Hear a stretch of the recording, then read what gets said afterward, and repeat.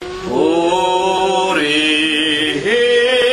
ang Diyos ng langit, sambahin at awitan. Puso'y buksan at ihain, purihin Diyos, purihin. Alleluia, alleluia, lapit sa hari natin. Purihin luwal, ating biyaya at lilikas sa ating nagugupiling sa sanay hanguin.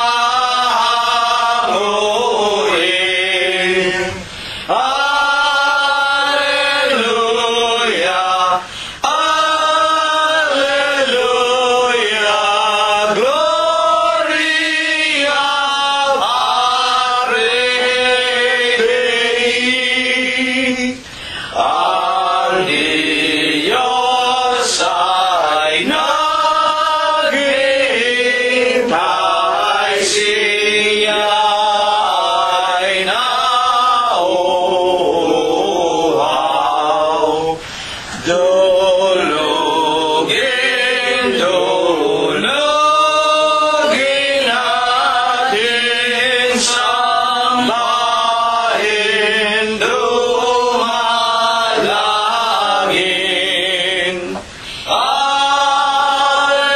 Alleluia, alleluia, Diyos na awayin. Angeles sa pagpaasan, nagpupuri-purihin. Halina mga kapatid sa templo ng amang Diyos. Alleluia, alleluia, Diyos purihin, purihin.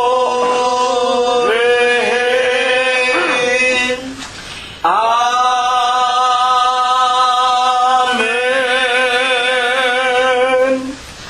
Purihin ninyo ang Panginoon. Purihin ninyo ang Panginoon mula sa mga langit. Purihin ninyo ang Diyos sa kanyang mga kaitaasan. Purihin ninyo siya, ninyong lahat niyang mga anghel. Purihin ninyo siya, buo niyang mga hukbo, mga hari sa lupa at lahat ng mga bayan, mga pangulo at lahat ng mga hukom sa lupa, mga binata at gayon din ng mga dalagang, mga matatanda at lahat ng mga bata. Purihin nila ang pangalan ng Panginoon, sapagkat ang kanyang pangalang mag-isa ay nabunyi, ang kanyang kalwalatian ay nasa itaas ng lupa at ng mga langit. Purihin natin ang pangalan ng Panginoon. Magsiawit tayo sa Diyos ng mga bagong awit at ng kanyang kapurihan sa kapisanan ng mga banal, sapagkat ang Diyos ay nalulugod sa kanyang bayan. Kanyang pagagandahin ang kaligtasan ng mga maamo. Purihin natin ang pangalan ng Panginoon.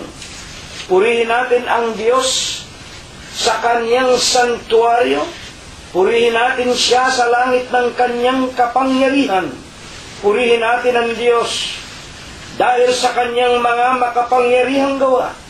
Purihin natin ang Panginoon ayon sa kanyang marilag na mga kadakilaan at purihin ng lahat ng mga bagay na may hininga.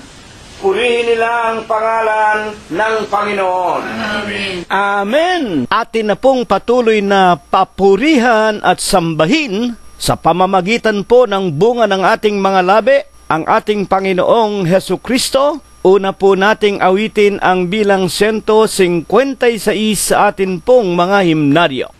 Tayo'y nagkakatipon at nag-aawitan, maligayang sandali.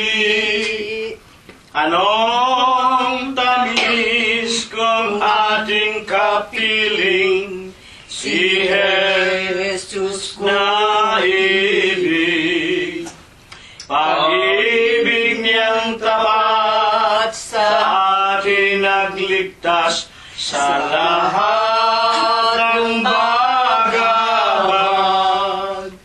Ang kay tamis na pangalang Jesus, lahat tayo'y dumulog. Ang ating kaligayahan, Panginoon ay sundan. At kahit maging saan man, nakalaang laging kaalabay sa hirap ng ating kordero. Nais na makaramay ang aking kaligayahan, saan may sundan. Kami ay nagpupuri dahil sa pag-ibig na kaloob ng langit. Ang dilim ng buong sanlibutan, hinangot inalis. Ang kagilagilas na kaliwanagan, doon na uminabatid. Ang Diyos ng langit ay walang hanggan, ang dakilang pag-ibig. Ang ating kaligayahan, Panginoon ay sundan. At kahit maging saan man, nakalaang laging kaalabay sa hirap ng ating kordero. Nais na makaramay ang ating kaligayahan, saan may sundan. Patuloy nating papurihan ang ating Panginoong Diyos na buhay, ang ating Panginoong Hesukristo. Numero 169 ang atin pong susunod na awitin. Kami tupang nawagli sa pintuan ng langit, sa alay ko sa inibis, sa mundo ng pasay.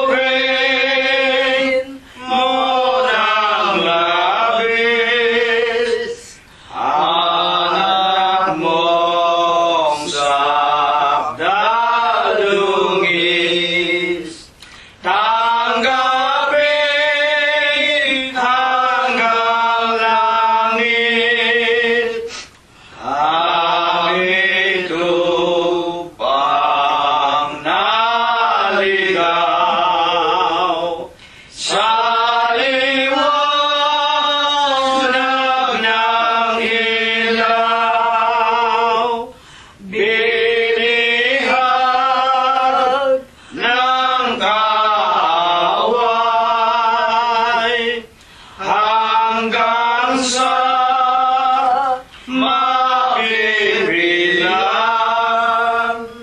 kaya't abutin naman. Anak mo nagdurusa, tanggapin mo, O Jesus, yan sa Iglesia ng Diyos. Kapatid kong nalog mo, sa sala ng sino ko, ingatan mo po sila sa kulungan mo, Ama. Dakilang Panginoon po naming Diyos, Ama na lubha kapong kagalang-galang, Ikaw po ay Diyos na sadya kapong kapita-pitagan, nag-iisa kapong Diyos na buhay, Ikaw po ang may-ari, Ikaw po ang lumalang ng lahat ng mga bagay, ang Diyos na pinaka-makapangyarihan ka po sa lahat. Ama na sakbibi ka sa iyong pag-ibig, napakasagana mo po sa kagandahan ng iyong mga kalooban, napakadakila mo po sa iyong mga pagbibiyaya, datapwat ikaw po ay Diyos na pinakabanayad ka po sa iyong mga kagalitan. Amang banal sa sakdal, malinis na pangalan mo pong Kristo Jesus, masusumpungan mo po muli kami. Una na nga po dito sa iyong munting bahay dalanginan sa Los Angeles, California, at maging sa bawat tirahan ng mga kaibigang ibinigay mo po sa amin, kasama naming nakikinig at nakikipag-aral ng iyong mga banal na ebanghelyo. Gayon din po sa mga dampang tahanan ng iyong mga tunay na mananamba sa Espiritu mo po at sa iyong katotohanan. Ama na ikaw ang nag-iisa at buhay na Diyos ni Abraham, Diyos ni Isaac at ni Jacob, ng iyong mga banal na propeta sa bayan ng Israel, naawa ka rin po, tinawag mo ang aming ama at ang aming ina. Ikaw po ay kanilang pinagtapatan, pinaglingkuran hanggang kani-kanilang mga kamatayan. Sa pangalan mo pong Kristo Jesus, itinitiklo po namin ang aming mga tuhod. Ipinaiilang lang namin sa iyo ang aming mga tao sa puso. Walang katapusan po namin na mga pagpapasalamat. Panginoon po naming Jesus, maraming salamat po sa iyo. Napaka mapayapa ng mga araw. Nilipos mo po kaming lahat ng buhay, kagaling at kalakasan. Mga kapayapaan, inilayo mo po kami sa biglang kamatay at mabibigat na karamdaman, sa kamay po ng hostisya at sa lahat po ng mga taong tampalasan. Salamat, Panginoon, maging ang aming mga kabiyak ng puso, aming mga anak, mga manugang, mga apo, kasangbahay, kamag-anakan sa laman. Wala ka pong sa sino man sa amin ay pinabayaan, sinasamba ka po namin, pinupurit niluluwalhati namin ang iyong kagalang-galang ang malinis mong pangalan, sa Espiritu mo po at sa iyong kagilagilalas na kaliwanagan. Panginoon, nalalaman mo po kung papaanong ginamit namin ang ipinautang mong mga araw, kung kami nagkulang, kung kami nagkasala laban sa iyo. Huwag mo po sanang gawing dahilan upang sa Huwebes po ng gabing ito ay hindi mo po kami turuan. Patawarin mo po kami, Panginoon, sa lahat po ng aming mga nagawang mga kasalanan. Panginoon po naming Jesus, sa gabi pong ito'y inaanyayahan ka po namin ng buong puso, buong kapakumbabaan, na ikaw po sanang muli ang tumindig sa amin, magturo sa amin sa Espiritu, na bagaman kami po ay malalayo sa mga pangangatawan sa materyang pagkatao sa isa't isa, nangangalat po ang marami sa amin magmula po doon sa Pilipinas. At ang marami po ay nangangalat sa iba't ibang mga bansa at mga bayan. Ama, ikaw po ang buhay na Diyos. Wala pong imposible sa iyo. Tulungan mo po kaming katipon kami sa Espiritu sa iyong banal na iglesia, sa iyong banal na katawan, sa iglesia ng Diyos kay Kristo Jesus, na ito ang bago at buhay na daan na iyong itinindig sa iyong banal na kalooban, at upang kami pong lahat sa huling araw ay matipon sa iisang Espiritu, iisang aral, iisang Diyos, isang Panginoon, iisang mga palatuntunan, at sa pamamagitan mo po lamang na ikaw ang aming nag-iisang obispo, pastor, guro, saserdote, Panginoon at Diyos ng aming mga kaluluwa. Magkaisa kami ng Espiritu, magkasama-sama kaming makinig, sumama, lumakad sa daan ng buhay, sa ikalawang pagparito mo po. Tutulungan mo lamang kami, Panginoon, makapasok kami sa ipinangangako mo pong buhay na walang hanggan. Ama naming Diyos, gamitin mo lamang sana ang bibig at labi ng iyong hamak na alipin. Banalin mo po ang kanyang puso. Linisin mo po ang kanyang isipan. Itulot mo sanang ikaw lamang ang kanyang maituro at maipangaral. Bigyan mo nawa ng bisa at kapangyarihan ang kanyang tinig. At kung ito po ay mapakinggan ng iyong mga banal na tupa, ng iyong mga anak na naliligaw, nadaraya, natatangay ng iba't ibang mga katha at mga aral ng mga tao at ng mga demonyo, sa pamamagitan po ng iyong mga salita, Panginoon, ang lahat po ay matutong matakot sa iyo, makapanumbalik sa iyong kagilagilalas na katotohanan. Ang nalalabing mga huling araw nitong sanglibutan, magamit naming lahat sa matuwid na paraan ng pamumuhay upang kami po ay maging bahagi ng iyong banal na iglesia, ng iyong banal na katawan, na binayaran mo po ng iyong sariling dugo sa bundok ng Kalbaryo, alang-alang po sa aming mga kaligtasan. Ama naming Diyos, kami sumasampalataya, kami po ay nananalig, na dinirinig mo po ang aming mga pananalangin, at kung meron kaming mga bagay na hindi na namin nasambitla, Ama naming Diyos, kami lubos na nananampalataya. Higit na nga po ang patungkol sa aming ikabubuhay sa araw-araw, tungkol sa aming kagaling at kalakasan, gayon din sa aming mga tahanan, mga mumunting ari-arian, at sa lahat ng aming mga minamahal sa buhay. Ikaw po ang nagsabing, bago pa namin buksan ang aming mga bibig, alam mo na po ang aming mga kahilingan. Yaon po ay aming idinadalangin, ipinapakiusap sa iyo, ibinabasbas mo pong muli sa aming lahat, sa tanging pangalan mong Diyos Kristo Jesus, na amin pong nag-iisa at buhay na tagapagligtas. Amen.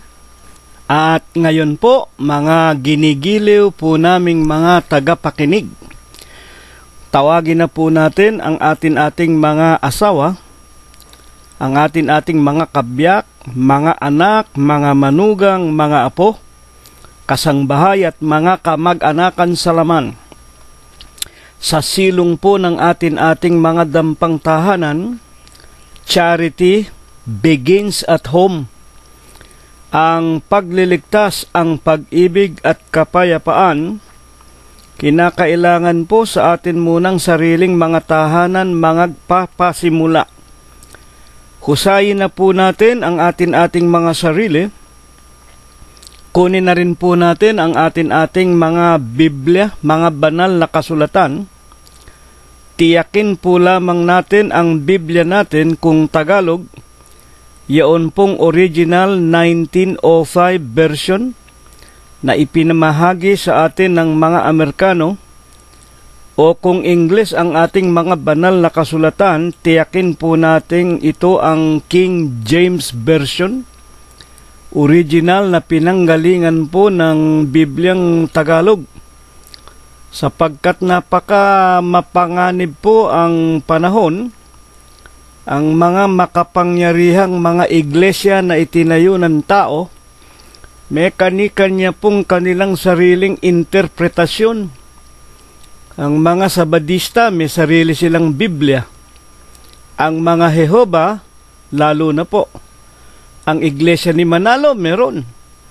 Maging ang iba't ibang relihiyong itinayo ng mga tao, tulad ng mga Protestante, mga Trinity, mga Baptist, Christ is the Answer, Emilip, Metodista, meron po silang kanilang sariling limbag.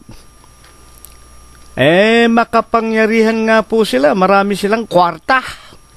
Milyon-milyon ang kanilang mga abuluyan sa dami nila.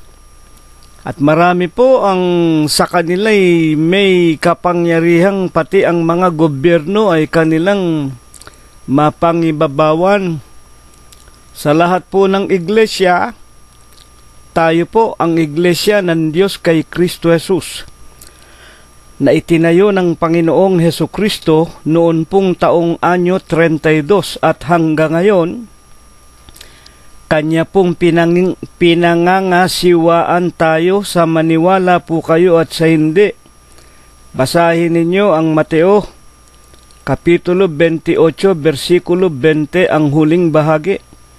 Bago po pumanik sa langit ang Panginoong Hesukristo, ipinangako niya sa kanyang mga lingkod sa iglesia ng Diyos kay Kristo Jesus. Basahin ninyo Mateo 28, Kapitulo 28, versikulo 20, ang huling-huling bahagi, at naririto, ako ay isa sa inyong parati hanggang sa katapusan ng sanglibutan. Kaya po, wag nating palitan ang Panginoon bilang pastor natin at obispo. Unang Pedro, Kapitulo 2, versikulo 25. Tayo'y tulad sa mga tupa na iniligaw tayo. Katulad naming mag-aanak, nung araw kami mga Katoliko, iniligaw kami ng simbahang Katoliko sa mga paglilingkod sa mga larawan na walang kabuluhan. Dumating ang mga Amerikano, naging mga Protestante kami. Wala rin palang katotohanan. Pagkatapos po bumangon ang Iglesia ni Kristo ni Manalo, nakasama kami ni Don Felix Manalo. Ay naku, lalo palang nakakatakot na iglesia yan. Sa awa at tulong ng Diyos, inalis po ang aming ama at ang aming ina sa kung ano-anong iglesia at mga relihiyon. Natulad po ng sinasabi sa unang Pedro 2.25, tayo'y tulad sa tupa na nailigaw, ngunit nunumbalik tayo sa pastor, sa obispo ng ating mga kaluluwa. Siya po na naghandog ng kanyang sariling dugo sa bundok ng Kalbaryo sa ating Panginoong Hesukristo. Kaya nga po sa Huwebes ng umagang ito, yayamang ang Panginoon ang sa atin ay patuloy na mamahala o umuugit sa atin. Siya po ang gumagawa ng ating mga aralin. Ano nga po baga ang banal na paksa na ibig po ng Panginoon na ating unawain, liwanagin, para tayo po makatiyak na papasok po tayo sa buhay na walang hanggan. Buksan na po natin ang ating mga Biblia. Unahin po natin sa King James Version. Sa kanya pong Matthew, chapter 6, and the verse is 33. King James Version. But seek you first the kingdom of God and His righteousness, and all these things shall be added unto you. Sa Tagalog po, Datapwat hanapin muna ninyo ang kanyang kaharian. Hanapin natin ang kanyang kaharian at ang kanyang katwiran, at ang lahat ng mga bagay na ito ay pawang idaragdag sa inyo. Dito po dalawang bagay ang ipinahahanap sa atin, ang kanyang kaharian at ang kanyang katwiran. Kailangan po tayong mga tao, matutuhan muna natin matagpuan ang kaharian at yung kanyang katwiran. At ang lahat ng mga bagay na ito ay pawang idaragdag na lamang sa inyo. Ang lundo, ang lahat ng mga bagay na ito, ang pinupuntirya ng ating paksa. Kung alam na natin kung ano yung kaharian at kung alam na natin yung katwiran ng Diyos, meron palang mga bagay na ito na idaragdag na lamang sa atin ng Panginoong Diyos. Para ito po ay ating maliwanagan sa atin na mga nakikinig sa huling araw. Atin po munang itanong sa Panginoong Hesukristo, alin po baga yung ang lahat ng mga bagay na ito ay idaragdag na lamang ninyo sa amin? Mateo 6:33 ang huling bahagi. Para maliwanagan po natin, itaas po natin ang pagbasa sa 6:31 ng aklat din po ni Apostol Mateo. Kaya huwag kayong mga balisa na mangagsasabi ano ang aming kakainin o ano ang aming iinumin o ano ang aming daramtin. Ang ganda po ng kasagutan ng Panginoong Hesukristo. Tinanong natin, alin yung mga bagay na ito na idaragdag na lamang ng Diyos sa atin pag tayo po naroon nasa kaharian at alam na natin kung ano ang kanyang katwiran. Sa 6:31 ng Mateo, huwag tayong mababalisa kung ano ang ating kakainin sa makatwid, prime things, necessity nating mga tao. Kung ano ang ating iinumin, yan ang ikabubuhay ng tao at ng mga bagay na tulad ng mga hayop na may buhay. Kung hindi makakain, kung hindi makainom, mawawalan po ng saysay, mamamatay ang ating katawan. Ano ang importante pa? At ano ang aming daramtin? Yung pantakip sa katawan para huwag tayong sipunin, huwag tayong makakuha ng karamdaman, maingatan ang ating kalusugan. 3 primary or most important necessity of a person. Ang pagkain, ang inumin, at ang daramtin. Ngayon, ituloy natin ang ating pagbabasa sa 6:32. Bakit po baga ito ibinangon ng Diyos? Hanapin muna natin ang kaharian at ang kanyang katwiran at ang pagkain, inumin, ang damit, ito po ay idaragdag na lamang sa atin ng Diyos. Bakit? Meron bang mga tao na naghahanap din naman ito ayon sa mga banal na kasulatan at ito lagi ang kanilang pinag-iisip, ito ang kanilang hinahangad sa buhay? Puro pagkain, puro inumin, puro daramten?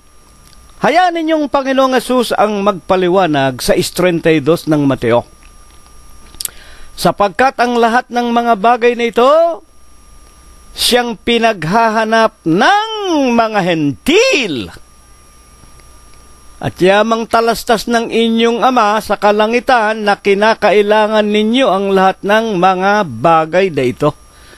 Sa makatwid, bagaman ito ang pangunahin na kinakailangan nating mga tao, dito po sa 6:32 ng Mateo, meron palang klase ng mga tao na wala nang pinaghahanap kung hindi pagkain, inumin at ang mga damit.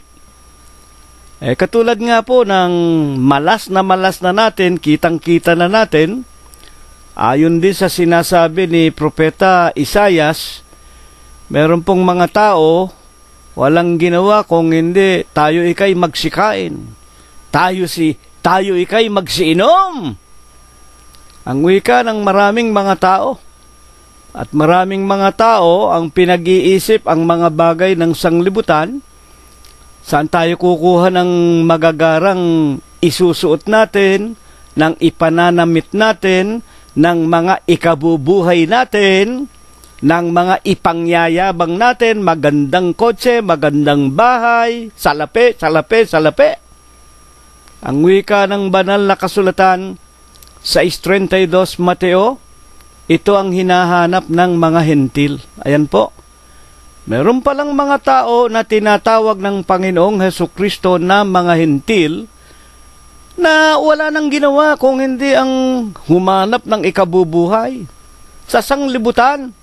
Pagkain, inumin, kaligayahan, kasarapan. At ang wika pa nga, ayon kay Propeta Isayas, sapagkat tayo bukas ay mamamatay. Yan. Yan ba ang mga hentil? At kung yan ang mga hentil, ayon sa banal na kasulatan, papaano po ito ipinaliliwanag ng ating Panginoon Diyos? Paano makikilala yang mga hentil na yan na sila walang ginawa, inatupag kung hindi humanap ng kakainin at iinumin at ng daramten, ikabubuhay? Kung bubuksan natin ang Bible Dictionary sa internet online, ganito po ang ipinaliliwanag tungkol sa salitang Gentiles. Gentiles meaning in general, all nations. Hentil, sa pangkalahatan, ang wika sa Tagalog ng Bible Dictionary sa internet. Meaning, in general, Gentiles are all nations except the Jew. Ang mga hentil sa pangkalahatan, ang ibig ipaliwanag ay lahat ng mga bansa. Ito po, lahat ng mga bansa maliban na sa mga Hudyo. Yan po ang paliwanag ng Bible Dictionary. Ang ipinakikilala lamang na hindi hentil, yung mga Hudyo. Kilala naman natin ang tinatawag ng mga Hudyo. Alam natin ang kasaysayan kung paano nagpasimula yung mga Hudyo. Alam natin, ang lahat ng tao ay nilalang ng Diyos sa kanyang larawan. Ang lahat ng tao lalang ng Diyos. Dadapwat ang mga tao ay sumama. Alam natin, magmula kay Eva at kay Adam, pinalayas dahil sinuway ang unang utos sa halamanan ng Eden. At nagalit ang Diyos, nilunod unang delubyo universal ng panahon ni Nunong Noah. Nagunaw ang buong sanglibutan, nilipol pati mga hayop sa pamamagitan ng baha na gumunaw. At iniligtas ang 8 kaluluwa si Nunong Noah, ang kanyang asawa, ang 3 anak na kanyang tinanggap mula sa Diyos, si Sem, si Ham at si Hapet. At nang matuyo muli ang lupa, binasbasa ng Diyos ang mag-aanak na ito, 8 kaluluwa, at pinagsabihan sila, kalata ninyo ang buong sanglibutan, kayo'y magpakarami. At sila'y binasbasan kasama ang mga hayop na ipinag-utos ng Diyos na isama rin naman pares-pares sa daong. Sa madalit sabi, dumaming muli ang mga tao sa lupa. At sa 3 anak na si Shem, si Ham at si Hapet, mula sa anak na si Shem ay lumabas ang tinatawag na lahi ng mga may takot sa Diyos. Ito nga ang tinatawag na mga Shemite. At dito po nanggaling ang lalaki na si Abraham. Hindi ko na po iisa-isahin ang mga angkan upang wag tayong masyadong humaba. Sa madalis sabi, Diyan po lumabas kay Shem, kaya tinatawag sila ng mga Shemite si Abraham. At si Abraham nga po, sa lahat ng mga tao ng kanya namang kapanahunan, doon sa bayan na kanyang kinalakhan, yung bayan na yon ay mga pinamumugaran ng mga kapwa-tao niya na walang takot sa Diyos at sumasamba sa mga larawan at mga anyo. At nakita ng Diyos, si Abraham ang hindi lumuluhod sa larawan. Kaya nga po siya tinawag ng Diyos.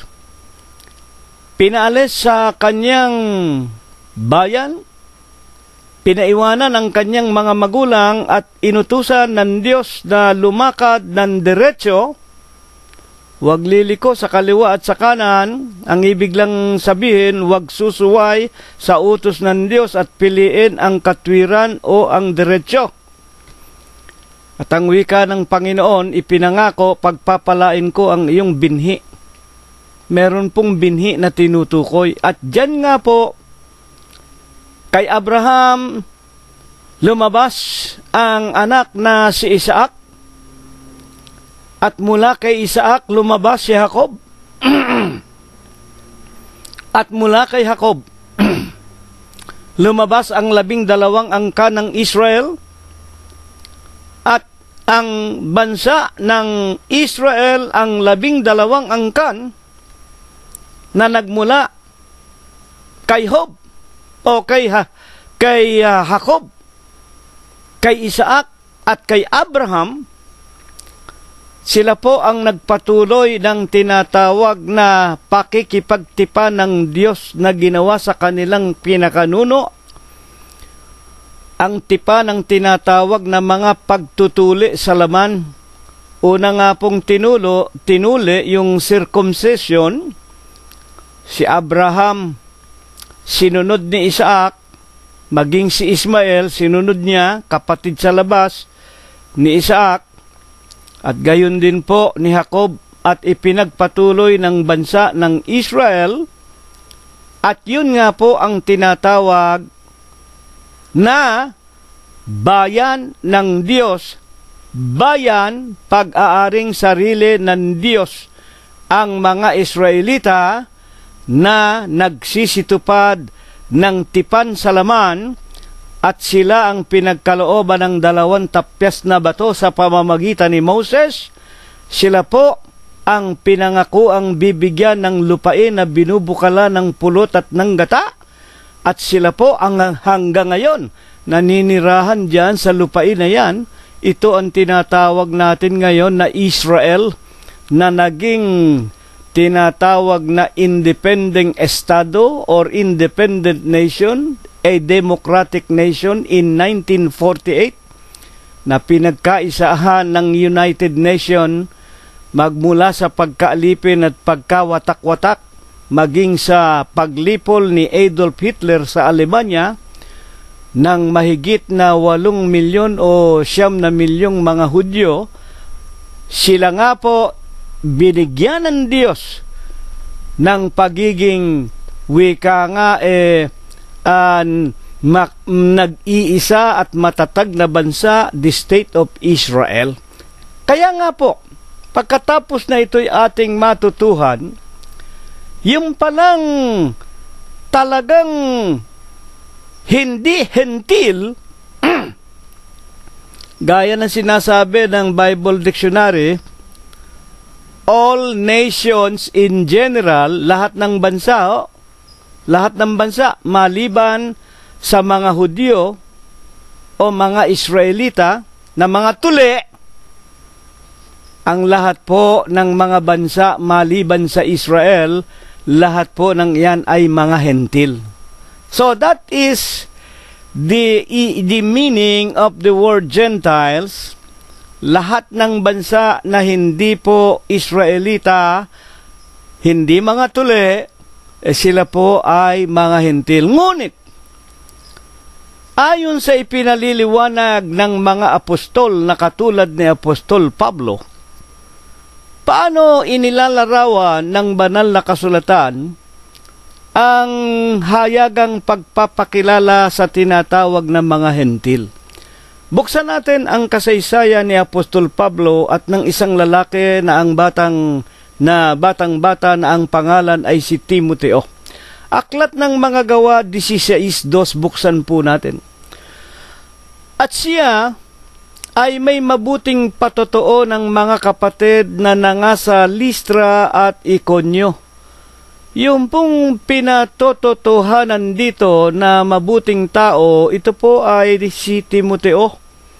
Nang ito po ay tawagin ng Diyos sa pamamagitan po ng pangangaral ni Apostol Pablo doon sa dako ng kahintilan, sapagkat labas ng Israel sa Listra at sa Iconio, siya ay may mabuting patotoo. At sa 16:3, iniibig ni Pablo na sumama siya sa kanya. At kanyang kinuha siya, si Timoteo, at para maging Israelita, at tinuli dahil sa mga Hudyo na nangasa mga dakong yaon, sapagkat nalalaman ng lahat na ang kanyang ama ay Griego. Ito po si Timoteo, isang batang-batang tinawag ng Diyos, at sa katunayan po naging katulong ni Apostol Pablo. Kaya nga po, ito ay merong bahagi sa banal na kasulatan sa Bagong Tipan. Dito po ipinatungkol ni Pablo yung una at ikalawang aklat kay Timoteo na kanyang tinuruan para maging isang ministro at nagiging katulong sa pamamahala sa mga iglesia na tulad po ng nasa Listra at Iconio na labas ng bansa ng Israel. At dito, tinuli siya ng literal, sapagkat sa dakong kanyang kinaroroonan ay maraming mga Hudyo. Dito po ipinakikilala sa atin na may pagkatakot si Pablo, baka patayin baka salbahihin itong mga Hudyo. Mga tagapakinig, alam po ninyo ang mga Hudyo, sapagkat sila nga po ay nanghawakan na sila ay mga anak ni Abraham at hindi sila pababayaan ng Diyos, sila ay mga anak ng Diyos. Ang masama naman sa mga Hudyo, sila po inquisitor o mapagtanong, mapag-usisa, at kapag nalaman nilang hindi mga Hudyo ang isang tao, inuurirat nila at hinahanapan nila ng ikasisira at kanilang ipanunumbat, kumbaga mare talagang patayin na nila. Ang mga Hudyo, nakita ninyo kung papaano ang ating Panginoong Hesukristo mismo umiiwas dyan sa mga Hudyo, sapagkat talagang masasama ang kanilang mga pag-uugali. Dahil nga po sa kanilang kapanatikuhan na maliban sa sila lamang ang anak ng Diyos, ang lahat na ng ibang relihiyon ay kanilang pinag-uusig. Katulad na rin ni Apostol Pablo, kung natatandaan ninyo ang ating mga napakinggan, pinag-usig ko ang iglesia ng Diyos kay Kristo Jesus. At sa Galatia 1:13, nalaman ninyo at nabalitaan ninyo kung paano ang aking pag-uugali sa relihiyon ng mga Hudyo. Noong panahon na yun, pagka ikaw ay Hudyo, ikaw ay isnab, ikaw ay mapagmataas, parang you are only the only person who are the best, you are the greatest, because God is with you. Yan ang kanilang pananampalataya ng kanilang panahon. Yung po ay totoo. Dadapwat, nang dumating na nga po ang kapanahunan ng Panginoong Jesucristo, pati ang Panginoon kanilang ipinapako sa krus. Kaya nga para maiwasan ang tinatawag na pag-uusig kay Timoteo na ginawa ng kasakasama ng mga Kristiyano sa pangunguna ni Apostol Pablo, tinuli siya ng literal. Ngayon, ayon pa rin po kay Apostol Pablo, ano po baga ang siyang pangunahing ikakikilala pa sa mga Hentil, bukod po doon sa tinatawag na literal na sirkumsasyon? Sa aklat ng mga gawa 17:22, at tumindig si Pablo sa gitna ng Areopago. Dito po si Pablo ay napatungo sa Atenas. At habang sila ay naglalakad sa Atenas, kasama niya ang ibang mga alagad, nakakita siya ng mga Atenense, mga Grego, na nangakaluhod sa isang anyo ng isang babae na kanilang tinatawag na, kung hindi ako nagkakamali, ay Diyos Venus na kanilang niluluhuran at sinasamba. Aklat ng mga gawa 17:22, tumindig si Pablo sa gitna ng Areopago at sinabi niya, kayong mga lalaking mga taga-Atenas, sa lahat ng mga bagay, napapansin ko na kayo lubhang mga relihiyoso.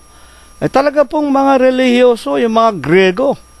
Sa pagiging relihiyoso nga, lahat na nga po ng anyo na magaganda, ginagawa nilang mga larawan at ginagawa nilang mga Diyos-Diyosan. Kaya nga sa tinatawag na architecture and arts, lalo na nga sa paggawa ng mga marmol at ng paghuhugis nito, wala pong tatalo nung araw sa mga Griego. At gayon din ang mga Italyano. Mahusay silang humugis.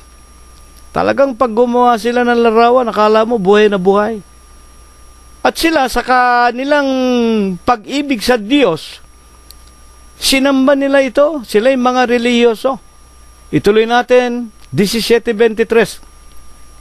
Kung bakit tinawag ni Pablo na sila ay mga relihiyoso, gayong sila naman ay nakaluhod, nakaharap, tinatawagan ang mga larawan ng mga anyo ng mga babae at mga lalaki. 17:23, aklat ng mga gawa rin. Sapagkat sa aking pagdaraan at sa pagmamasid ng mga bagay na inyong sinasamba. Ito po, mga hentil ito. Ang tanong po natin, paano inilalarawan pa ni Apostol Pablo ang ikakikilala sa mga hentil na mga hindi Israelita, sumasamba po sa mga larawan. Dinidiyos niluluhuran. Ang alin? Ang mga larawan. Katulad po ngayon, dediretsuhin ko na. Ang Iglesia Apostolika Katolika Romana, naku, numero 1 yan. Ang mga Budhis, lumuluhod. Kanino? Kay Buddha. Ang mga Confucius, kay Confucius. Ang mga Zoroastro, kay Zoroastro. At ang iba't iba pa, yung mga Inca sa South America, may kung ano-anong larawan sila na niluluhuran, sinasamba, ipinagpuprosesyon din nila. At iba't iba pa. Sapagkat sa aking pagdaraan at sa pagmamasid ng mga bagay na inyong sinasamba, ay nakasumpong din naman ako ng isang dambana na may sulat na ganito, sa isang Diyos na hindi nakikilala. Ayan. Meron pa silang niluhuran, larawan, na may nakasulat, Diyos na hindi kilala. Talagang sobrang kapanatikuhan, sobrang pagiging relihiyoso ng mga Ateniense o ng mga Grego. Sipin ninyo yun, pati Diyos na walang pangalan. Niluluhuran na nila si Venus, may pangalan ni Venus, at anyo ng isang magandang babae. Niluluhuran na nila si Adonis. Mga tagapakinig, meron pa silang Thor, may Saturno, may Neptuno, kung sino-sinong mga larawan, inanyuan, hinugisan. Meron pa silang isang larawan, pero hindi nila kilala. Niluluhuran din nila. Yan po. Paano makikilala ang mga hentil? Sumasamba po sa mga anyo. Kabilin-bilinan po sa 2 tapyas na bato ang unang-unang utos, huwag kang magkakaroon. Exodus, Kapitulo 20, versikulo 1 hanggang 5. Huwag kang magkakaroon ng ibang Diyos maliban sa akin.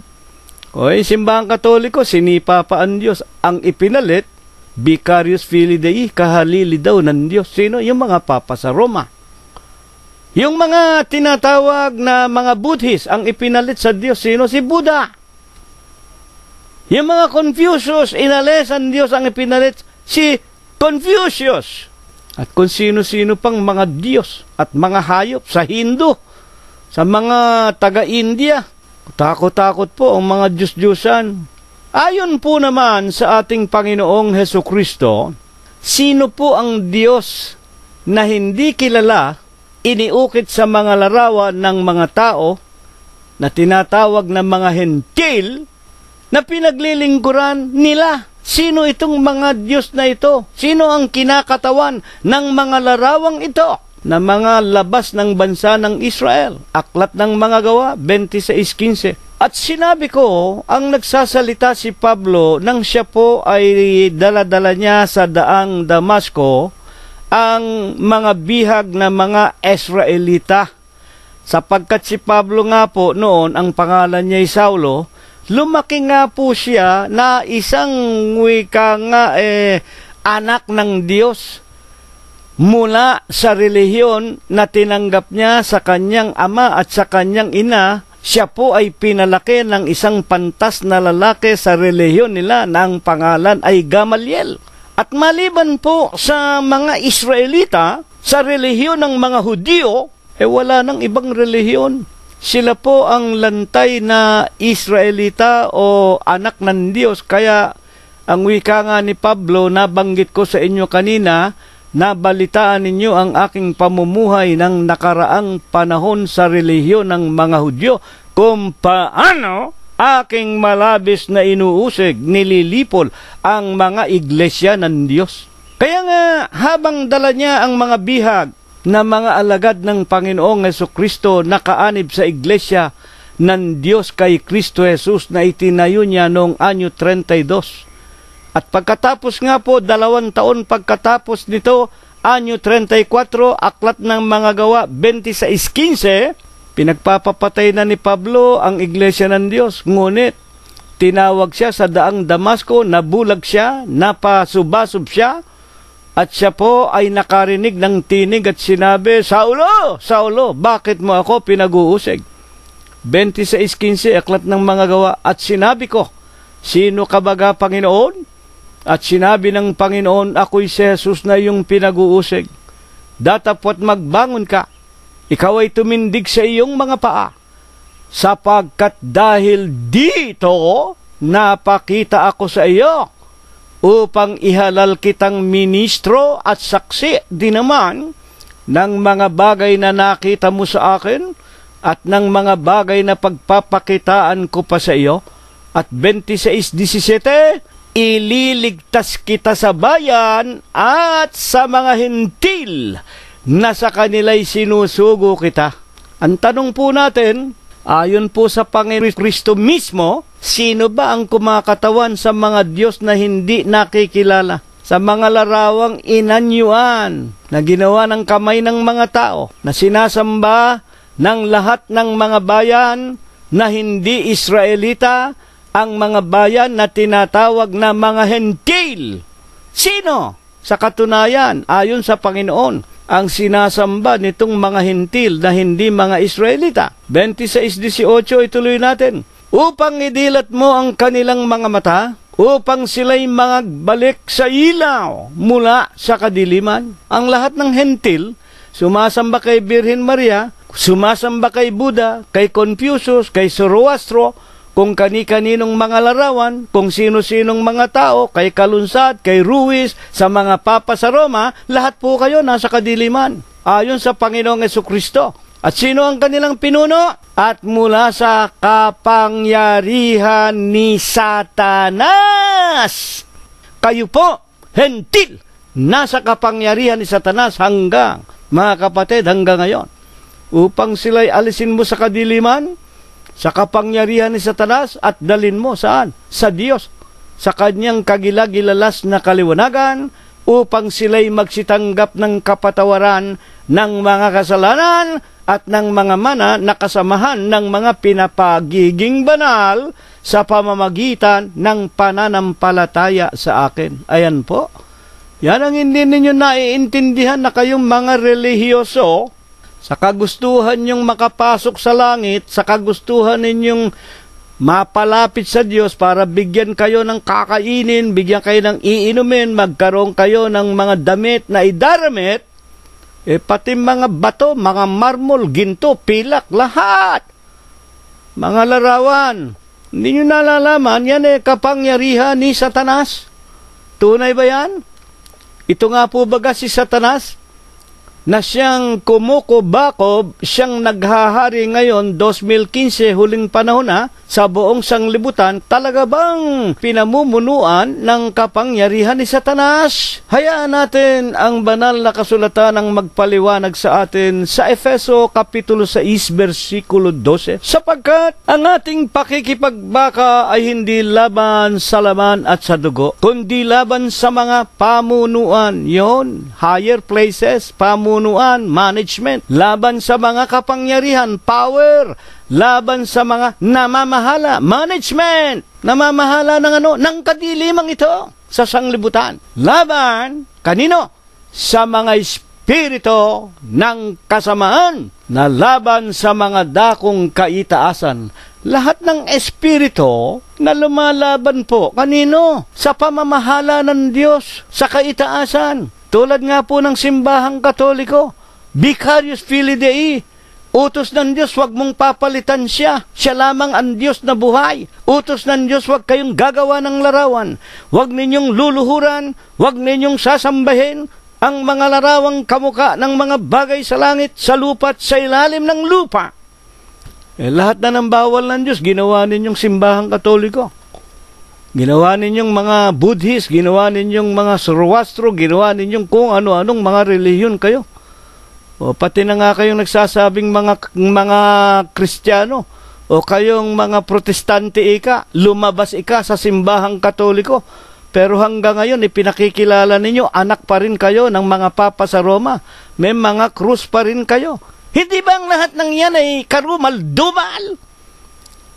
Sa aklat po ni Apostol Judas 1:23, ang iba ay inyong kahabagan agawin sa apoy, at kamuhian ninyo maging ang kanilang mga damit na nadungisan ng laman. Alam ba nyo ibig sabihin niyang kamuhian ninyo maging yung literal na damit na nadungisan ng laman? Pagdating ng Pasko, suot pa ninyo yung mga costume nila kung Pasko. Ginagamit pa ninyo yung mga anyo ng mga Christmas tree na pinagkakaguluhan ng mga hintil na yan. Kayo mga Protestante, mga hentil kayo hanggang ngayon. Hindi nyo naintindihan. Kayo ang sinasabi ng banal na kasulatan, nakikiapid kayo sa mga espiritong karumal-dumal ng simbahang Katoliko. Nilalahat ko na, lahat ng Protestante, anak ng Katolisismo. Ayon po baga naman sa ating Panginoong Hesukristo, saan po baga naroroon ang kanyang ipinahahanap na kaharian, at paano natin matatagpuan? Ito po, dumadako na tayo sa pinakamahalagang bahagi ng ating paksa. Hanapin muna ninyo ang kaharian ng langit, ang kaharian ng Diyos. Hanapin muna ninyo ang kanyang katwiran. At ang lahat ng mga bagay na ito, alin, yung pagkain ninyo, iinumin ninyo, daramtin ninyo, idaragdag na lamang. Bakit ibinangon ang paksang ito? Kasi maraming mga tao, hindi muna naghahanap ng kaharian ng Diyos. Hindi muna inuusisa ang katwiran ng Diyos. Hindi muna hinahanap ang Diyos. Ayon sa ating Panginoong Hesus, ano ba itong ipinahahanap na kaharian? At paano natin ito matatagpuan? Lucas 17:20. Palibhasa itinanong siya ng mga Pariseo kung kailan darating ang kaharian ng Diyos, 17:20. At sinabi niya at sa kanila, ang kaharian ng Diyos ay hindi paririto na mapagkikita. Ang paksa natin, hanapin ang kaharian at ang katwiran.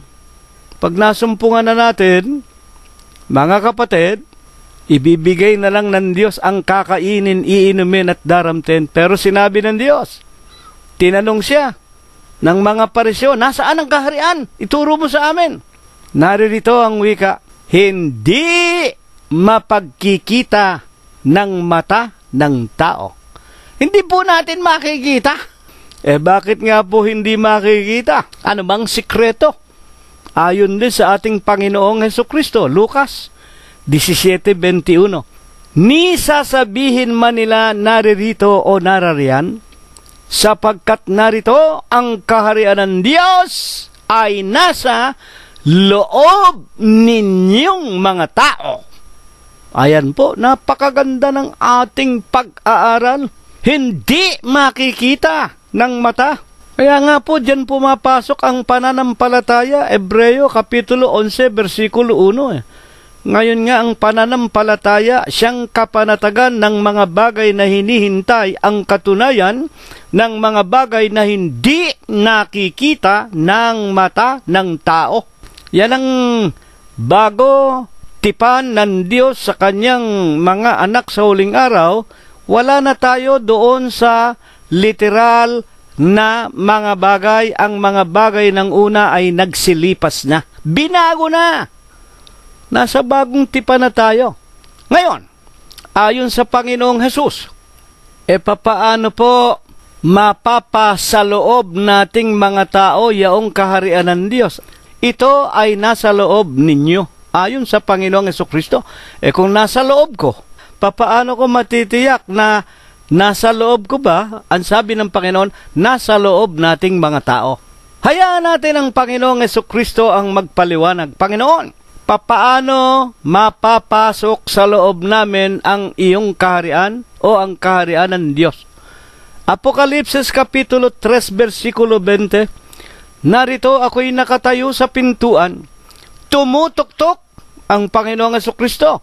Kung ang sino man ay duminig ng aking tinig at magbukas ng pinto, ako'y papasok sa kanya at hahapong kasalo niya at siya ay kasalo ko. Ano ang ibig sabihin ng ating Panginoon? Narito ang kaharian ay hindi makikita ng mata ng tao.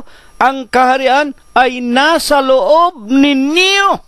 Ako ay tumutuktok at nakatayo sa pintuan. Sinong pintuan ito? Ano itong tinatawag na pintuan at tumutuktok? Kung ang sino man, makinig kayo ha. Papaano mabubuksan natin ang pintuan at anong pintuan?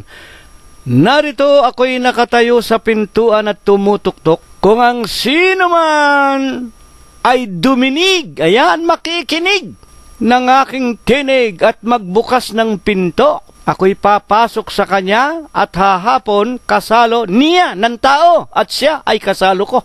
Bakit po kailangan pala ang pakikinig? Yung pakikinig pala parang doorbell.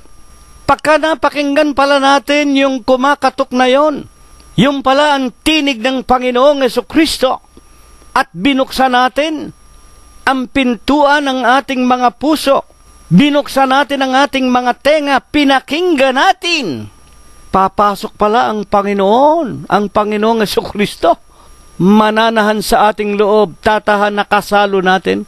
Bakit nga kailangan ng pakikinig? At ano ang pakikinggan? Talaga bang salita ng Panginoong Hesukristo?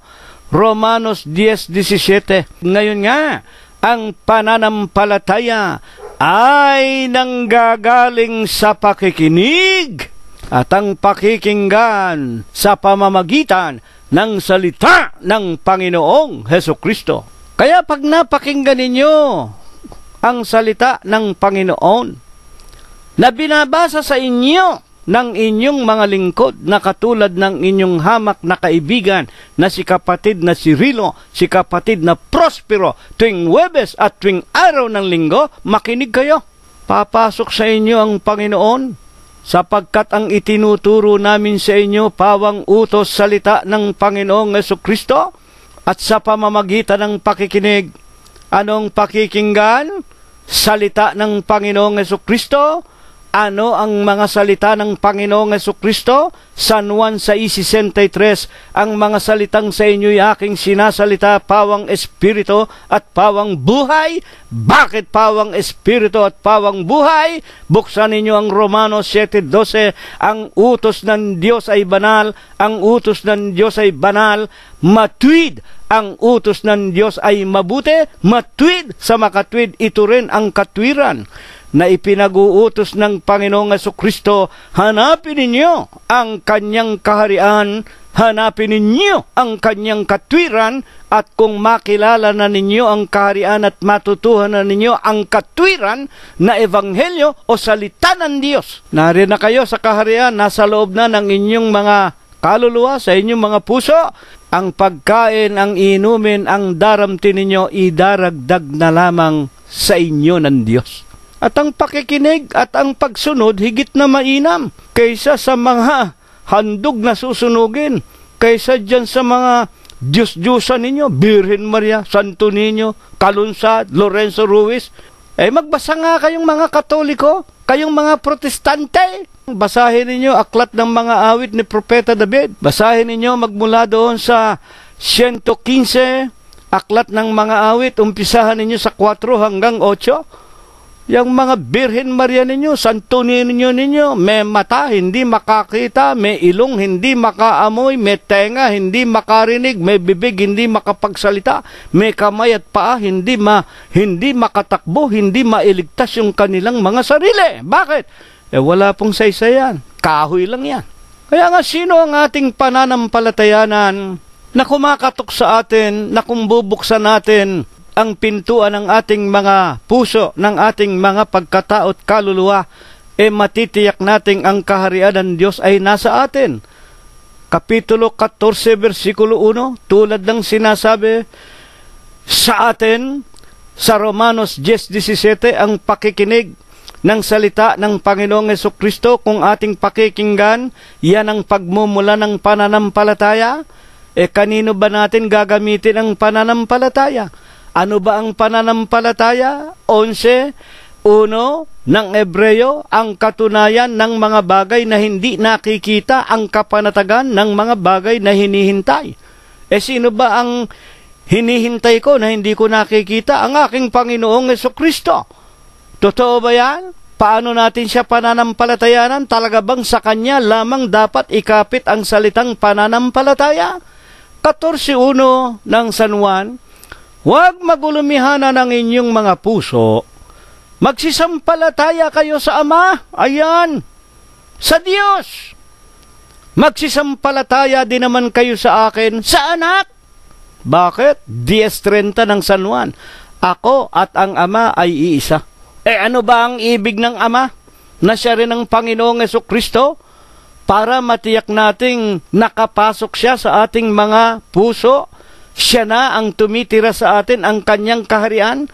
Ano ba ang ibig niya na gagawin natin para tayo maging kaharian ng Diyos? 12:26.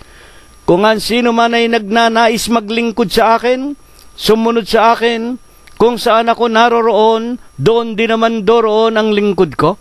Saan ba naroon ang Panginoong Jesucristo? Colosos 1:18. Si Kristo ang ulo ng katawan. Ano ba ang katawan? Sa makatwid bagay ng iglesia. Ano ba ang naroon sa katawan ni Kristo? Na iglesia. 14 ng unang Colosos din naman, siyang kinaroroonan ng kapatawaran na katubusan ng ating mga kaluluwa. Bakit katubusan ng ating mga kaluluwa? Aklat ng mga Gawa 20:28. Iglesia na binayaran niya ng kanyang sariling dugo. Nakalimutan bang bigyan ng pangalan ng Panginoong Jesucristo? Napasulat ba sa Biblia ang orihinal na pangalan ng kanyang katawan o ng kanyang iglesia na kinaroroonan ng ating kapatawaran? Unang Tesalonica 2:14. Sapagkat kayo mga kapatid ay nagsisitulad. Tinutularan na lamang natin sa huling araw. Hindi na tayo pwedeng magtayo ng iba pang iglesia ng Diyos. Nakatayo na. At wala nang sino pa mang pangalan sa silong ng langit na sukat nating ikaligtas. Iglesia lang ng Diyos kay Kristo Jesus, katawan ni Kristo. Nagsisitulad kayo sa iglesia ng Diyos na nasa Judea. Bakit sa Judea? Naroon po ang Jerusalem. Nang sabihin ng Panginoong Jesucristo, 16:18 ng San Mateo, itatayo ko ang aking iglesia. Saan siya naroon? Naroon po sa Jerusalem ng Judea. Kaya nga ang wika sa unang Tesalonica 2:14, nagsisitulad kayo sa iglesia ng Diyos na nasa Judea kay Kristo Jesus. Sa pamamagitan ng Ebanghelyo, natutuhan natin ang katotohanan ito. At kung ito po ang ating pananaligan, kung ito po ang ating sasampalatayanan, sapagkat kinakailangan din sampalatayanan natin hindi lamang ang Ama at ang Anak, kung hindi ang Espiritu Santo. Ano ang Espiritu Santo? Ang mga salita ng Panginoon na sa inyo aking sinasalita, pawang Espiritu, pawang buhay, sa 63 ng San Juan. Saan napasulat ang mga salita ng Panginoong Jesucristo? Unang Korinto 15:1 hanggang 2. Ipinaaalaala ko sa inyo ang wika ni Apostol Pablo sa iglesia na nasa Korinto. Ang ebanghelyo na sa inyo'y aming ipinangangaral, na sa pamamagitan naman nito'y ligtas kayo kung matama ninyong sinusunod. Ang ebanghelyo na sa inyo ay aming ipinangangaral, ligtas kayo.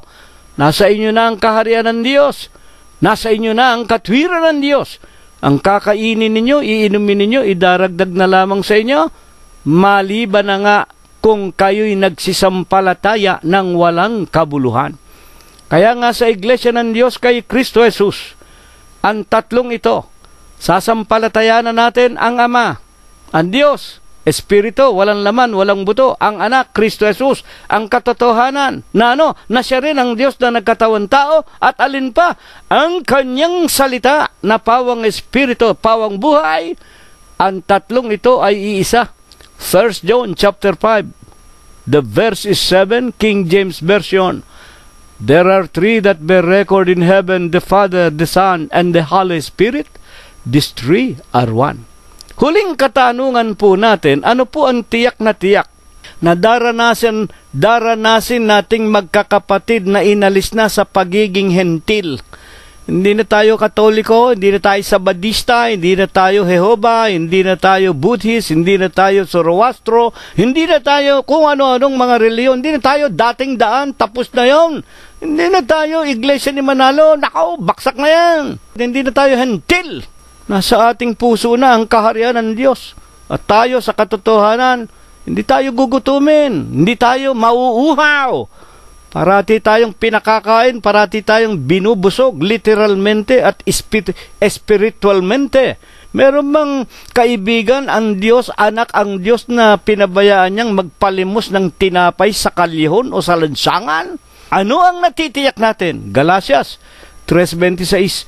Sapagkat kayong lahat ay mga anak na ng Diyos sa pamamagitan ng pananampalataya kay Kristo Jesus, sapagkat ang lahat na sa inyo'y binautismuhan kay Kristo, ibinihi si Kristo. Saan ba tayo nabautismuhan? Sa pangalan ng Ama, sa pangalan ng Anak, sa pangalan ng Espiritu Santo. Mga kapatid, tulad ng sinasabi ng Panginoong Jesucristo sa aklat ni Marcos Kapitulo 16, versikulo 15 hanggang 16, bago siya pumanik sa langit, ipangaral ninyo ang aking ebanghelyo. Ang sinumang sumasampalataya sa aking ebanghelyo, binyagan ninyo sa pangalan ng Ama, Diyos, Anak, Kristo Jesus, Espiritu Santo. Iglesia ng Diyos kay Kristo Jesus. Hindi po ipinag-utos na magpabautismo kayo sa Iglesia Apostolika Katolika Romana. Hindi po sa iglesia ni Manalong Tao, hindi po kay Eli Sorianong dating daan, hindi po kay Kiboloy, hindi po. Sa mga Protestante, Metodista, Trinity, sa Jehovah, Sabadista, hindi po. Isa lang ang dako na pagbabautismuhan. Ipinag-uutos ng Diyos, Ama, Anak at Espiritu Santo sa iglesia ng Diyos kay Kristo Jesus. At kung magawa natin ito, 3:28 ng Galacia, kung magpabautismo tayo sa iglesia ng Diyos kay Kristo Jesus, wala nang magiging Hudyo o Griego man, wala nang magiging alipin o malaya man, wala nang magiging lalaki o babae man, sapagkat tayong lahat iisa na kay Kristo. 3:29, pag nabautismuhan na tayo, sa pangalan ng Ama, Anak at Espiritu Santo, iglesia ng Diyos kay Kristo Jesus. At kung kayo'y kay Kristo, kayo na nga ang binhi ni Abraham at mga tagapagmana sa pangako. Ayan, mga kapatid. Hindi na tayo hentil. Yung mga hentil, itatapos sa impyerno yan. 21:8 ng Apokalipsis. Kaya nga dito, nagaganap ang sinasabi ng lalaking si Apostol Pablo sa Romanos 9:7. Ni sapagkat sila'y binhi ni Abraham ay mga anak na silang lahat. Kung hindi kay Isaac tatawagin ang iyong binhi. Bakit? Sa makatwid, hindi sa mga anak sa laman. Kaya ang yayabang ng mga Hudyo, hanggang ngayon, yung mga Hudyo, yung mga Israelita, mga isnabyan, nakala nila sila lang ang anak ng Diyos. Totoo yun noong araw. Nung hindi pa nila ipinagkakanulo ang Kristo, totoo yun, sila mga anak ng Diyos. Maging sa laman. Pero ngayon, sa makatwid, 9:8, Romanos, hindi mga anak sa laman ang mga anak ng Diyos, kundi ang mga anak sa pangako, siya ang ibibilang na isang binhi. Ayan. Sino ba mga anak sa pangako? Di tayo sa huling araw, ipinangako ng Panginoon Diyos kay Abraham, pagpapalain ko ang iyong binhi. Sa totoo lang, ang mga binhi talaga, yung anak sa laman Pero, ipako sa krus si Kristo, pakawalan si Barabas. Ayan. Nalagot ang ugnayan ng Diyos at ng kanyang mga literal na mga anak sa laman. Kaya nga, binigyan na ng pagkakataon tayong mga hintil. Ang wika nga ni Apostol Pedro, unang Pedro Kapitulo 9, Kapitulo 2, versikulo 9 hanggang 10, nung araw hindi kayo mga anak ng Diyos. Nung araw hindi kayo kaharian ng Diyos. Tayo, nung araw mga iglesia ni Manalo kami, wala kaming Diyos. Nung araw kami mga Katoliko, nung araw kami mga Metodista, nung araw kami mga Hentil.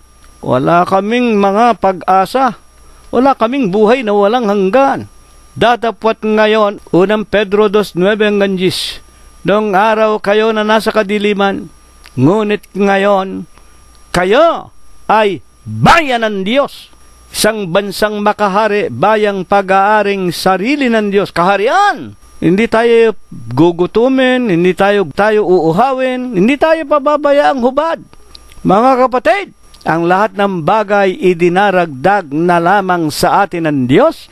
Ito po ang ituro sa atin, ito nawa ang isakabuhayan natin, ito po ang sampalatayanan natin, at mabuhay tayo na sumusunod sa lahat ng katwiran ng Diyos sa makatwidbaga, sa pangalan o sa tinatawag na kautusan ng Diyos na banal, matwid at mabuti.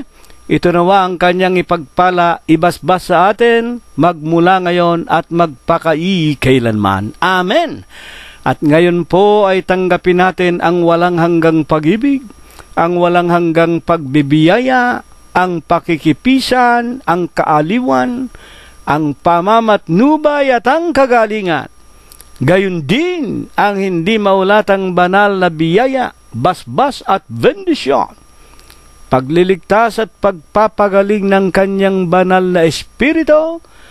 Ito nawa ang kanyang ipagkaloob sa ating lahat, magmula ngayon, magpakaiikailanman. Amen. Mga magulang at mga kapatid, hanggang sa darating na linggo po, kung tayo po ay binubuhay pa. Maraming salamat po sa inyong lahat.